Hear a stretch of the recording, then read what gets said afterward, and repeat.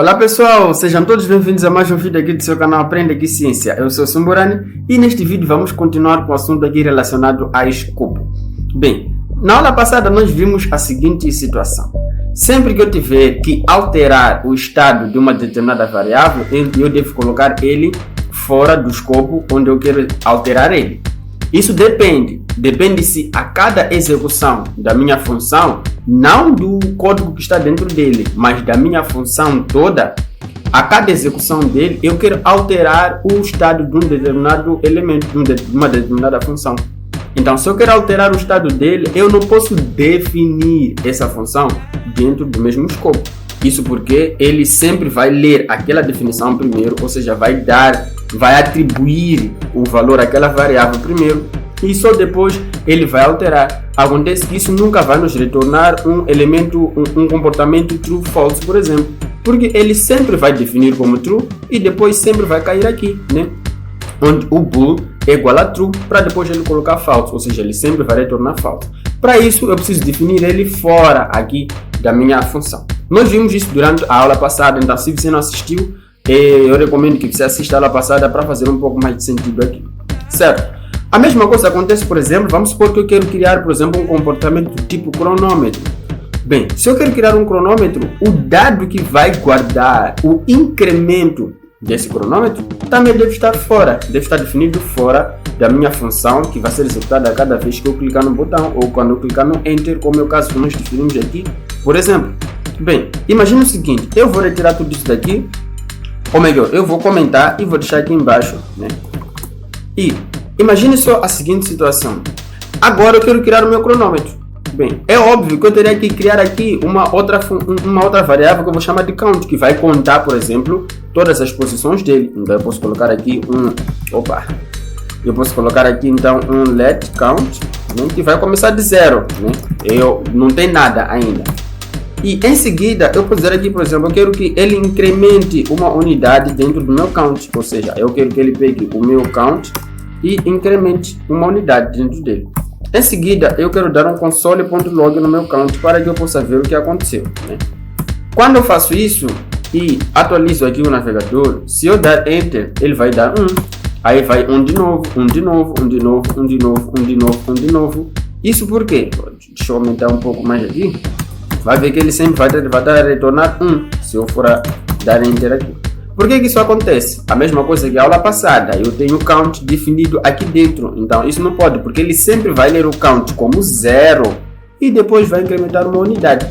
Para isso eu preciso tirar ele fora, para que ele não possa sempre ficar a definir o count como 0, mas que ele fique a incrementar o que já estava definido lá em cima. Eu vou alterar o conteúdo dele para 1, 2, 3, mas em nenhum momento eu vou dizer para ele voltar a ser 0 aqui dentro.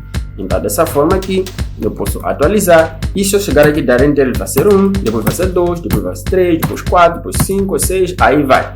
Bem, no cronômetro, isso seria basicamente da seguinte forma. Eu simplesmente pegaria a mesma instrução, tiraria daqui e colocaria um determinado intervalo dentro dele. Por exemplo, eu posso colocar aqui um set interval.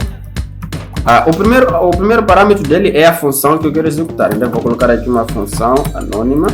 E vou colocar aqui o meu código. E eu vou dizer para ele executar isso aqui a cada 1000 milliseconds, que quer dizer 1 segundo, né?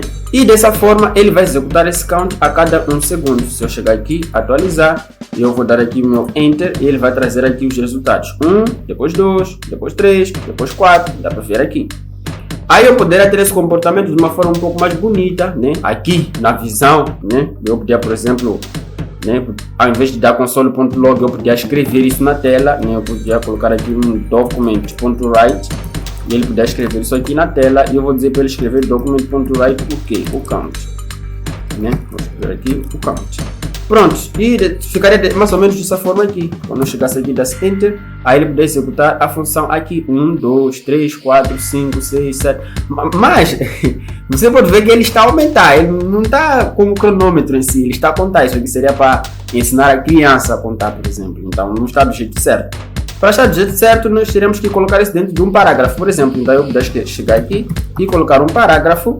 E após eu colocar o parágrafo aí, eu posso dizer aqui, olha, que eu quero que ele pegue, eu vou pegar aqui dentro mesmo, não tem problema nenhum, eu vou dizer que para ele, olha, cria uma variável chamada P, e essa variável chamada P vai pegar o meu seletor, né?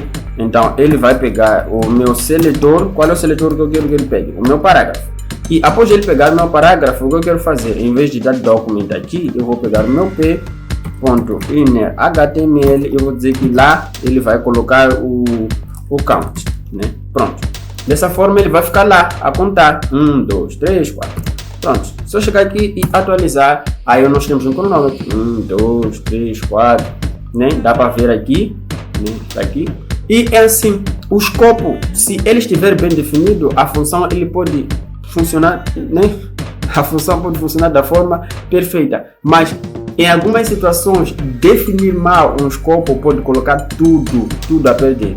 Como é o caso aqui do count, se eu colocar ele aqui dentro, como vocês já viram, ele não funciona. A mesma coisa acontece ali quando nós temos estruturas de repetição, laços de repetição.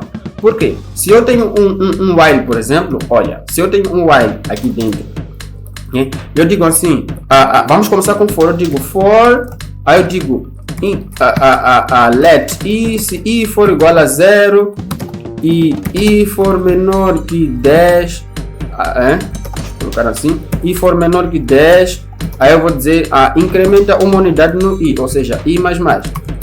Dessa forma eu vou colocar a minha instrução aqui dentro, aqui vem a minha instrução, não é assim que funciona? A cada vez que ele lê aqui, ele altera o conteúdo da variável i. Isso porque o conteúdo da variável i não está escrito aqui dentro do que eu devo executar, mas aqui na verificação. Isso não é muito diferente disto aqui. Olha, vamos supor que eu não quero fazer com o for, eu quero fazer com o while. Quando eu quero usar o while, vamos supor que eu quero executar uma função sempre que uma determinada variável for menor que 10. E eu não posso definir a variável dentro do while, não é verdade? Eu defino a variável i aqui fora, por exemplo, como 0. Não é isso? Ou eu posso apenas definir aqui let i. Aqui dentro eu posso dizer já agora, se i for menor do que 10, aí eu vou dizer para ele execute o que está dentro. Por quê? Eu não posso colocar int i aqui dentro. Por quê? Porque esta é a minha execução, eu devo colocar ele fora. Então eu coloco ele aqui. É por isso que o let i, ele é a mesma coisa que o for. No caso do for, quando eu faço isso, for, aí eu tenho aqui o let i igual a 0. Dessa forma eu estou a definir ele fora da minha execução, que vai estar aqui dentro, onde eu vou ter a minha execução, aqui dentro. Então é para isso, é dessa forma que nós definimos o escopo. Quando nós temos laços de repetição, nós temos essa estrutura toda incorporada lá dentro, mas de uma forma um pouco mais abstrata, certo? Então eu espero que essas aulas tenham valido muito para poder entender um pouco, né, esses vídeos tenham valido um pouco, né, a pena para poder entender mais acerca dos escopos. Se você não está inscrito no canal, se inscreva, compartilhe esses vídeos com seus amigos e nós nos vemos no próximo vídeo. Tchau!